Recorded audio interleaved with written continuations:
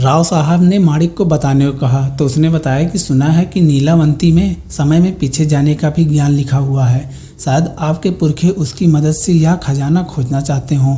राव साहब और मांत्रिक बाबू दोनों ही उस बात से सहमत हो गए, क्योंकि नीलावंती के बारे में जितनी भी किंवदंतियाँ प्रचलित थी उसमें से यह भी एक थी। राव साहब ने पूछा, लेकिन माणिक यह तो बताओ, यह नीलावंती असल में है भी या नहीं? क्योंकि मैंने आज तक कईयों के मुंह से इसके बारे में सुना है, लेकिन मुझे एक भी इंसान ऐसा नहीं मिला जिसने पढ़ने की बात तो दूर नीलावंती देखी भी हो।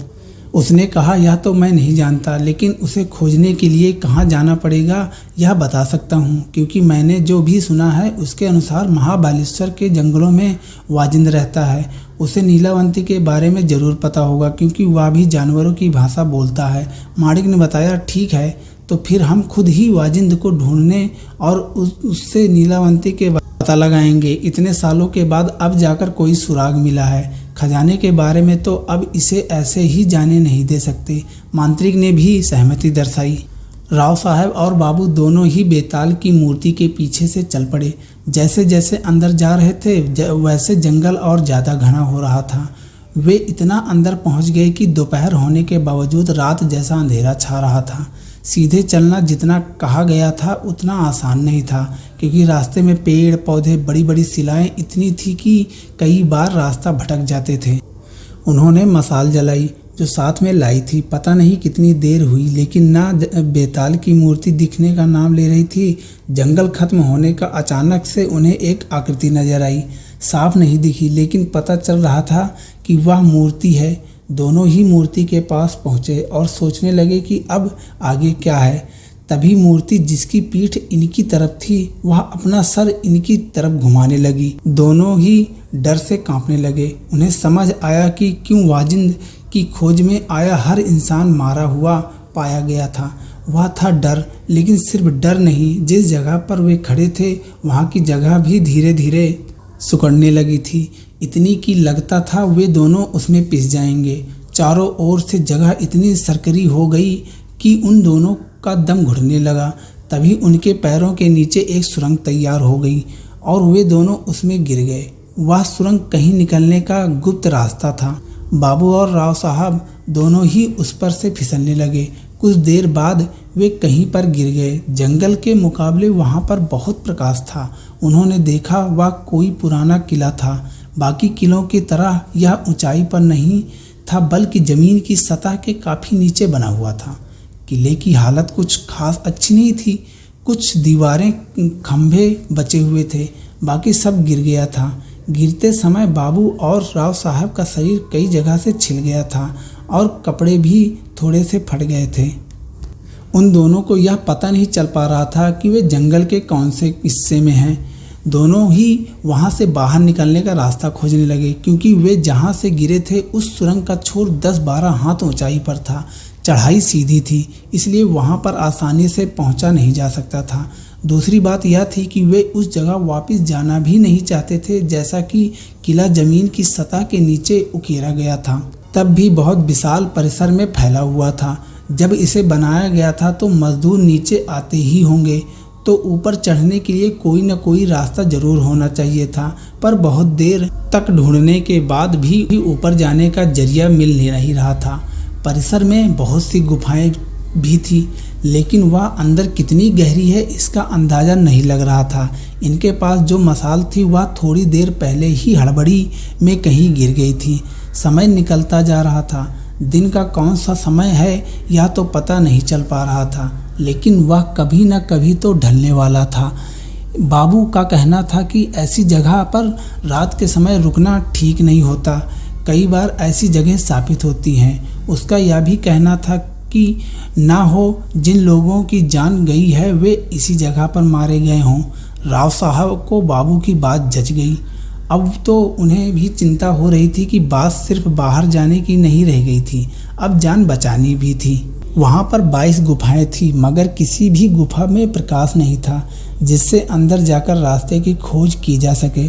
मांत्रिक को एक चमक पत्थर दिखाई दिया तो उसने आग जलाकर मशाल बनाने की सोची। बहुत देर कोशिश करने के बाद आखिरकार आग जल गई और दिन ढल चुका था। अंधेरा धीरे धीरे और घना हो रहा था। उनके पास ज़्यादा समय नहीं था। पहली गुफा के अंदर मशाल लेकर दोनों दाखिल हो गए। लगता था कि गुफा बहुत दूर तक फैला हुआ है, क्योंकि मशाल का प्रकाश ज़्यादा दूर तक पहुंच नहीं पा रहा था। वह जितना भी आगे जाते उतनी गुफा और दिखाई देने लगती। ऊपर से वह उस सुरंग से भी गिरे थे जिससे भी चोट पहुंची थी। पेट में कौवे हल्ला मचा रहे थे, और ऐसे में यदि एक गुफा इतनी बड़ी हुई तो क्या कर सकते थे।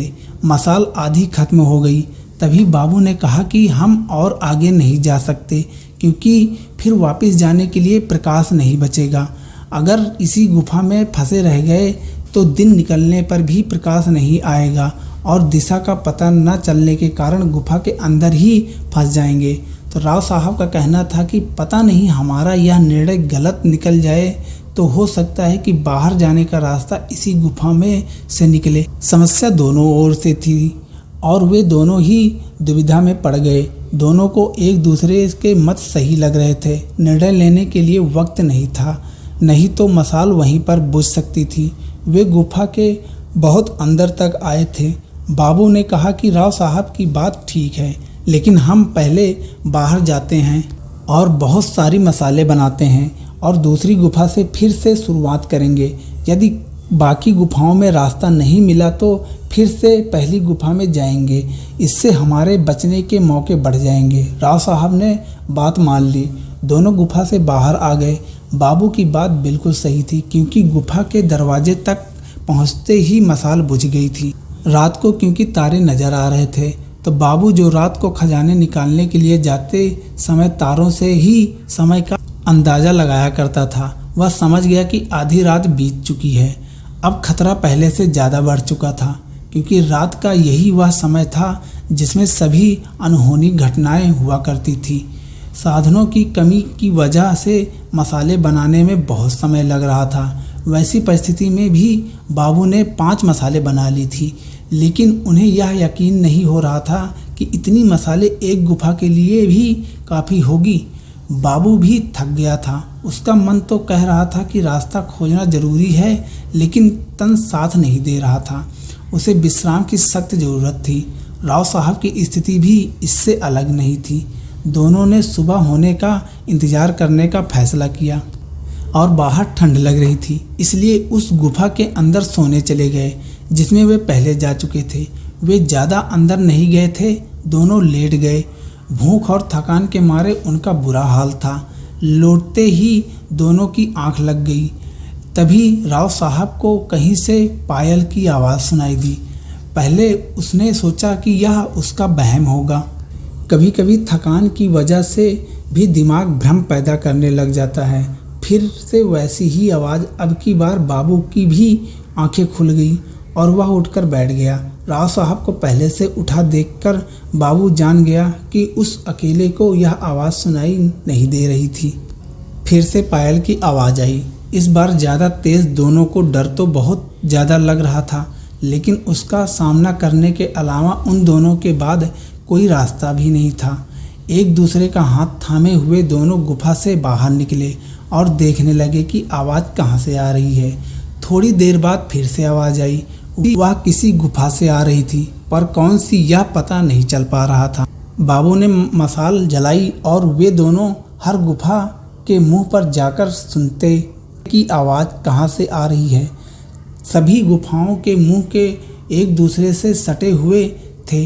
वे जैसे ही 13वीं गुफा के पास पहुँचे, आवाज़ ज़्यादा ही तेज़ हो गई। वे दबे पांव गुफा के अंदर जाने लगे। डर अब हद से ज़्यादा बढ़ने लगा था। बाबू का पहले का डरपोक स्वभाव फिर से उभर गया और उसके पांव थर थर कांपने लगे। वे गुफा के काफ़ी अंदर चले गए थे, लेकिन जितना वे आगे जाते आवाज़ उतनी ही अंदर से आती हुई लगती थी। तभी बहुत दूर कहीं एक टिमटिमाती रोशनी दिखाई दी, बिल्कुल बाबू के हाथ की मशाल जैसी। वे धीरे धीरे उस ओर बढ़ने लगे। वह रोशनी गुफा के अंदर बनी और एक गुफा से आ रही थी। वे उस छोटी गुफा के मुहाने तक पहुंच गए और जैसे ही अंदर का दृश्य देखा तो दंग रह गए।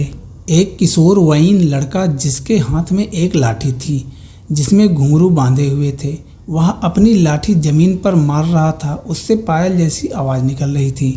उसके आसपास जंगल के हर एक जानवर का एक एक प्रतिनिधि उपस्थित था, जैसे उन सब की सभा हो रही हो और वह लड़का उनका नेतृत्व कर रहा हो। वह लड़का प्रत्येक जानवर से बात कर रहा था।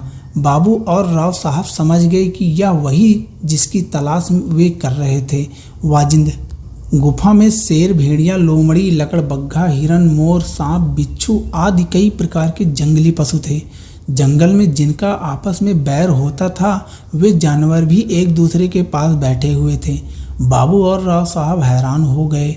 वे सोच रहे थे कि अंदर कैसे जाएं। कहीं किसी जानवर ने हमला कर दिया तो वे गुफा के अंदर तो आ गए, लेकिन आगे नहीं बढ़े। तभी उस लड़के की नज़र उन पर पड़ी। उसने अपना सिर हिलाकर उनको पास आने के लिए कहा। बाबू और राव साहब दोनों भी उसके पास चले गए।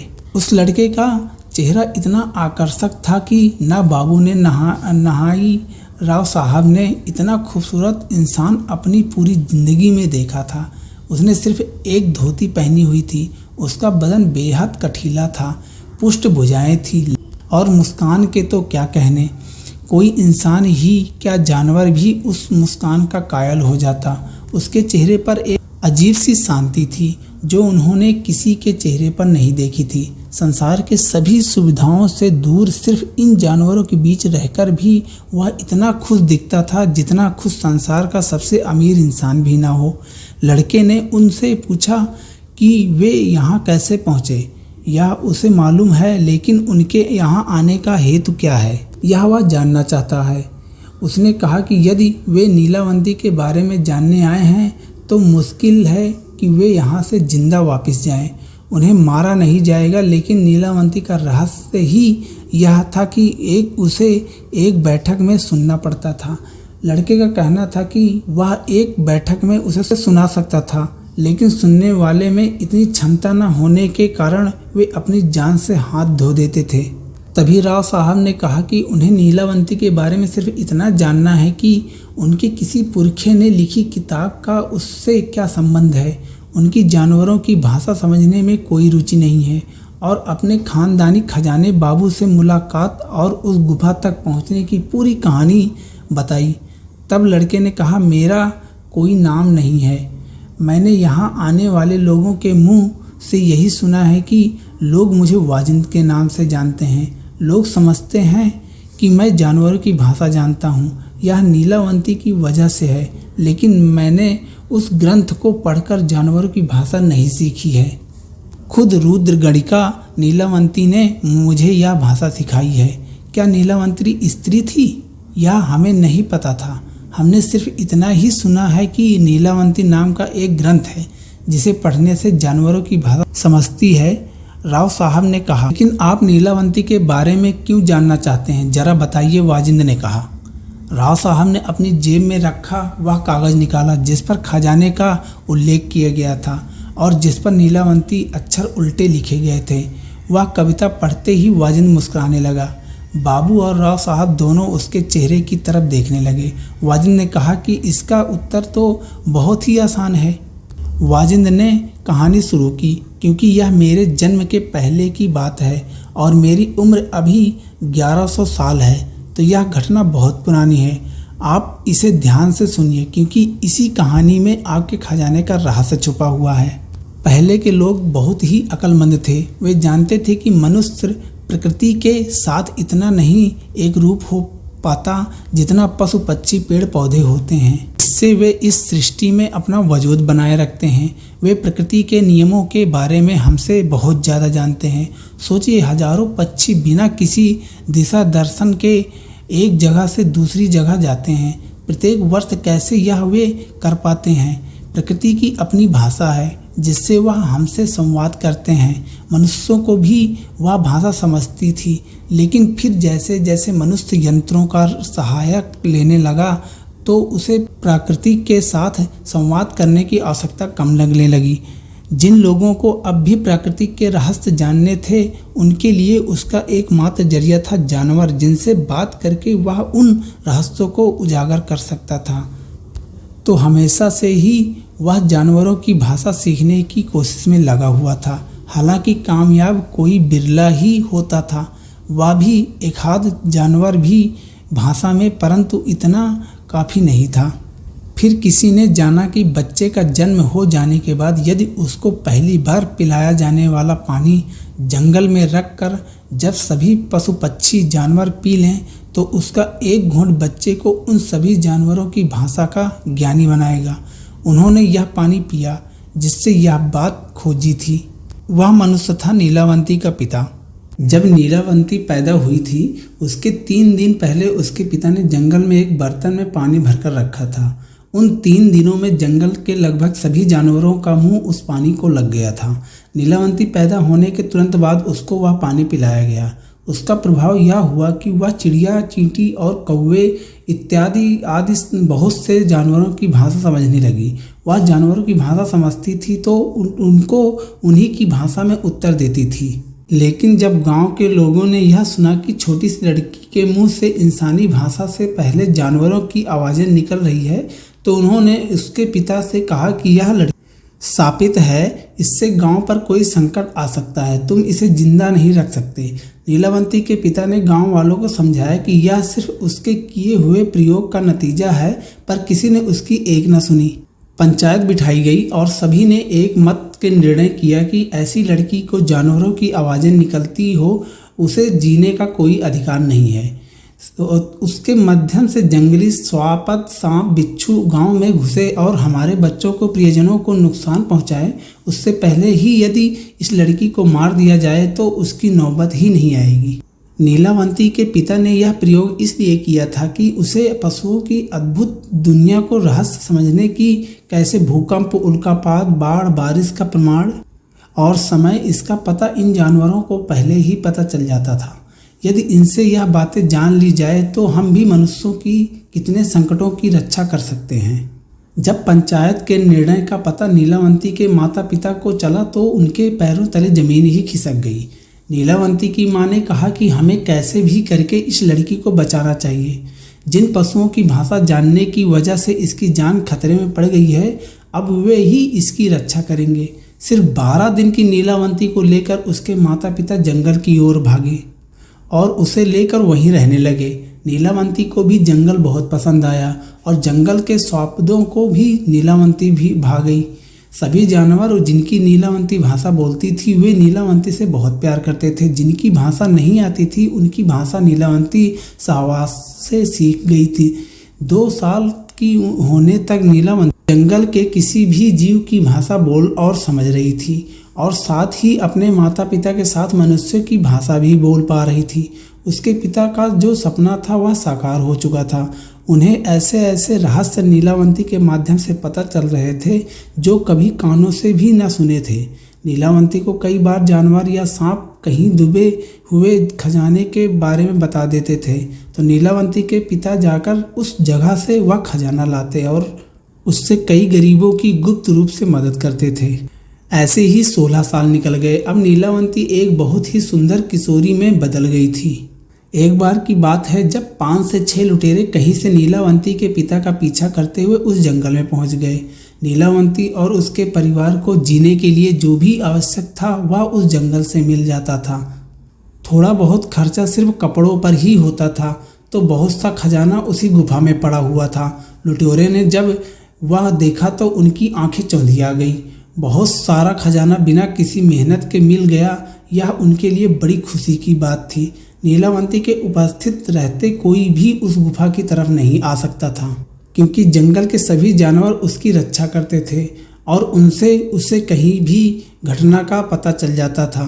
लुटेरों ने खजाना छीनने के लिए नीलावंती के माता पिता को मार डाला। हालांकि यह एक घटना एक चील के माध्यम से नीलावंती को तुरंत पता चल जाता है, मगर उसे आने में थोड़ी देर हो गई। वह पहुंची तब तक लुटेरे जा चुके थे मगर ज़्यादा दूर नहीं जा सके। नीलावंती ने जानवरों को संदेश भेजा कि कोई भी जिंदा जंगल से बाहर नहीं निकल पाए। लुटेरे जंगल से नहीं निकल पाए। रास्ते में ही हाथियों की झुंड ने उन्हें कुचल डाला। पर इस घटना ने नीलावंती को बहुत आहत किया। उसके हृदय को बड़ी चोट पहुंची। उसके पिता बहुत ही साधु स्वभाव के इंसान थे। उन्होंने कभी भी किसी का बुरा नहीं चाहा था। अब तक तो जंगल के पशु ही नीलावंती के सब कुछ थे। उन्हीं के लिए जीना और उन्हीं के लिए मरना, यही नीलावंती के जीवन का उद्देश्य हो गया था। लेकिन उसके माता पिता की हत्या के साथ उसको एक और उद्देश्य हो गया, समाज के बुरे लोगों का नाश करना। इसके लिए जरूरी था कि वह खुद भी मौत से बच सके। उसने जानवरों से पूछकर संजीवनी बूटी का पता लगाया, जिसके खाने से मनुष्य मौत को टाल सकता था। जब उसने वह बूटी खाई तो वह भी मृत्यु के भय से रहित हो गई। उसने अनेक ऐसे लोगों को मौत के घाट उतार दिया जिनसे समाज को खतरा था, और अपने माता पिता जैसे बहुत से लोगों की मदद भी की। उसकी अमरता, जानवरों की भाषा समझने की उसकी अद्भुत शक्ति, इससे उसकी गुणवत्ताओं में होने लगी। कुभांड वह लोग हैं जिनसे अद्भुत शक्तियाँ होती हैं, उन्हें भगवान शिव के गणों में भी गिना जाता है। एक दिन की बात है, एक तरुण व्यापारी जंगल के रास्ते से कहीं जा रहा था। वह बैलगाड़ी में अपना माल एक गांव से दूसरे गांव जाकर बेचता था। वह पहले कभी भी इस रास्ते से नहीं गया था, इसलिए उसे यह नहीं पता था कि इस जंगल में किसी अपरिचित का आना प्रतिबंध है। क्योंकि नीलावंती के माता पिता की हत्या के बाद से जंगल के पशु नीलावंती की सुरक्षा की बहुत चिंता करते थे। वे किसी को भी जंगल में घुसने नहीं देते थे, मगर वह व्यापारी तो अंदर आ गया था। भेड़ियों ने उसकी बैलगाड़ी का पीछा शुरू किया। भेड़ियों की झुंड को देखकर बैल डर गए और उन्होंने जोर से दौड़ना शुरू किया। बैलगाड़ी बुरी तरह से खींचने के कारण पत्थरों पर टकरा के टूट गई। व्यापारी नीचे गिरकर बेहोश हो गया। बैल जंगल के बाहर भाग गए। नीलावंती को उस व्यापारी के बारे में पता चला तो वह उसके पास पहुंच गई। उसने देखा कि एक खूबसूरत नौजवान बेहोश पड़ा है। उसके सर पर गहरी चोट आई है। उसका अगर इलाज नहीं किया गया तो वह मर जाएगा। वह उसे अपने साथ अपनी गुफा में लेकर गई। नीलावंती को जड़ी बूटियों का ज्ञान था, तो उसने उसका अच्छी तरह से इलाज किया। 2 दिन बाद जब वह उस नौजवान को होश आया तो उसने देखा कि एक अति सुंदर लड़की उसका ख्याल रख रही है। उसने नीलावंती से बात की और अपना नाम अनिल बताया। नीलावंती ने अनिल से कहा कि उसका पूरी तरह से इलाज होने में कुछ और दिन लग सकते हैं। उन कुछ दिनों में अनिल को नीलावंती से प्यार हो गया। कुछ ही दिनों में अनिल पूरी तरह से ठीक हो गया। उसने अपने मन की बात नीलावंती को बता दी। नीलावंती को भी अनिल अच्छा लगा था और वह उसकी इस हालत को खुद को जिम्मेदार मान रही थी। सहानुभूति भी प्यार होने की एक वजह होती है। इसी वजह से नीलावंती को भी उससे प्यार हो गया था। अनिल ने नीलावंती से विवाह के लिए पूछा। नीलावंती ने कहा कि वह उससे विवाह करेगी, लेकिन उसकी कुछ शर्तें हैं। अनिल ने शर्तें पूछी तो नीलावंती ने बताया कि उसकी पहली शर्त यह है कि वह रात में कभी भी उसके साथ नहीं सोएगी। दूसरी शर्त यह है कि वह अगर रात को कहीं जाए तो वह उससे नहीं ढूंढेगा। अनिल ने उसकी दोनों शर्त मान ली। 4 साल वे बहुत खुशी के साथ। एक दिन दोपहर को नीलावंती और अनिल जंगल में भटक रहे थे। तभी एक नेवला और नेवली कहीं जाते दिख गए। नेवली उदास लग रही थी। नीलावंती ने पूछा कि वह क्यों दुखी है। नेवली ने बताया कि उसका पति अंधा है, इसलिए वह उसको कभी अकेला नहीं छोड़ सकती। नीलावंती के पास अंजन था, जो नीलावंती ने उस नेवले की आंख में लगाया। तुरंत नेवले को सब कुछ दिखाई देने लगा। नेवली ने नीलावंती को 2 दिव्य रत्न दिए। कहा कि यह 2 रत्न बहुत शक्तिशाली हैं। इसमें से पहला जिसके पास होगा वह किसी के भी मन की बात जान सकता है, और दूसरा पास होने से वह किसी से भी हारेगा नहीं। नीलावंती का पति अनिल दूर से सब देख रहा था। जब उसने नीलावंती से पूछा तो नीलावंती ने भोलेपन से बता दिया, मगर सिर्फ एक मणि के बारे में जिससे कभी हार नहीं होती थी। दूसरे मणि के बारे में उसने कुछ नहीं बताया। इसलिए नहीं कि उसका अनिल के ऊपर विश्वास नहीं था, बल्कि वह उस मणि की परीक्षा लेना चाहती थी। अनिल की इच्छा हुई कि सदा जीत दिलाने वाली वह मणि उसके पास हो। उसने नीलावंती से कहा वह मणि मांग ली। नीलावंती ने कहा कि उसे उनकी क्या ज़रूरत है, तो अनिल ने कुछ नहीं बताया, लेकिन उसने दूसरे मणि के प्रभाव से उसके मन की बात जान ली कि अनिल उस जंगल के बाहर जाकर उस राज्य पर विजय प्राप्त करना चाहता था जिसमें वह जंगल था। वह मणि उसके पास होने से यह बहुत आसान हो जाता। नीलावंती को उसके विचार का जानकर आश्चर्य हुआ, लेकिन उसने अनिल को यह पता नहीं चलने दिया एक रात जब नीलावंती और अनिल जो शर्तों की वजह से अलग अलग सोए हुए थे, तब अनिल को दूर से भेड़िए चिल्लाने की आवाज़ आई। वह नीलावंती को बता रहा था कि उसे अब भगवान शिव के गणों में जाके रहना चाहिए, लेकिन शिव गणों में स्थान पाने के लिए जो चीज़ आवश्यकता है वह एक प्रकार का तावीज़ था, जिसका पता भेड़िए उसे बता सकते हैं। नीलावंती ने भेड़िए का संदेश सुना तो तुरंत वह नदी के किनारे नीलावंती जाने के थोड़ी देर बाद अनिल भी उसके पीछे निकल पड़ा। नीलावंती जान गई कि अनिल उसका पीछा कर रहा है, लेकिन उसने उसे मना नहीं किया।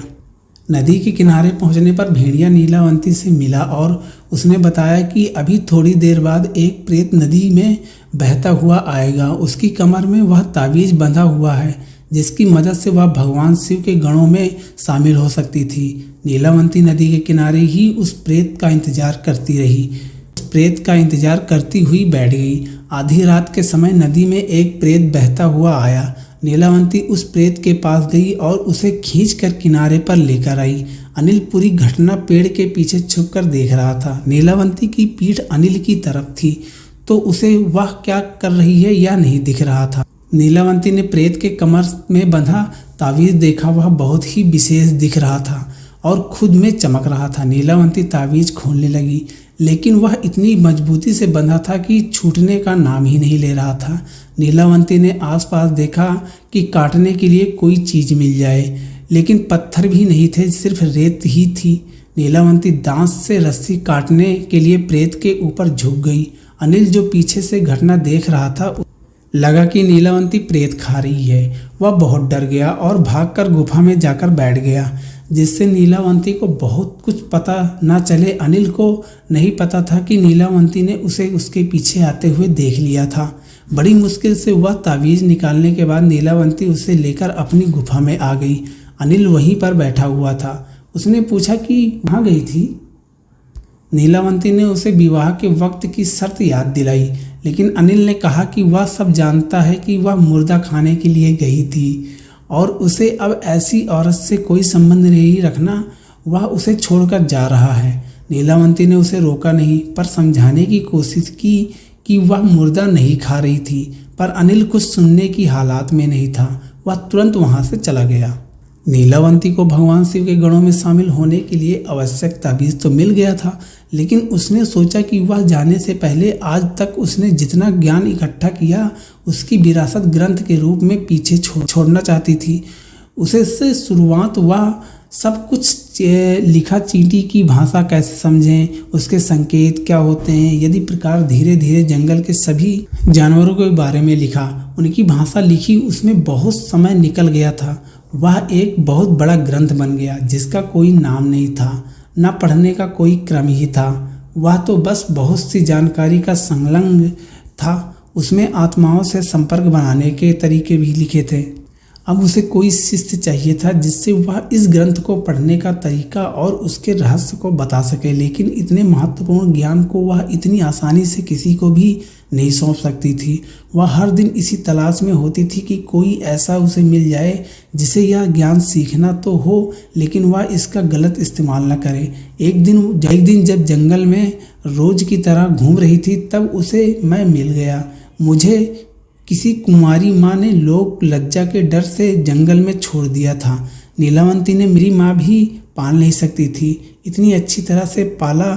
मैं भी बड़े होते होते जानवरों की भाषा और वह सब ज्ञान जो नीलावंती ने उस ग्रंथ में लिखा था सीख गया। हालांकि इसके लिए मुझे ग्रंथ पढ़ने की आवश्यकता नहीं पड़ी। जब मैं 16 साल का हो गया, जैसा मैं अब हूँ, तो नीलावंती, जिसे मैं माँ कहकर पुकारता था, मुझे मेरे उससे मिलने की कहानी बताई और कहा कि उसे अब उसकी असली जगह पर जाना होगा।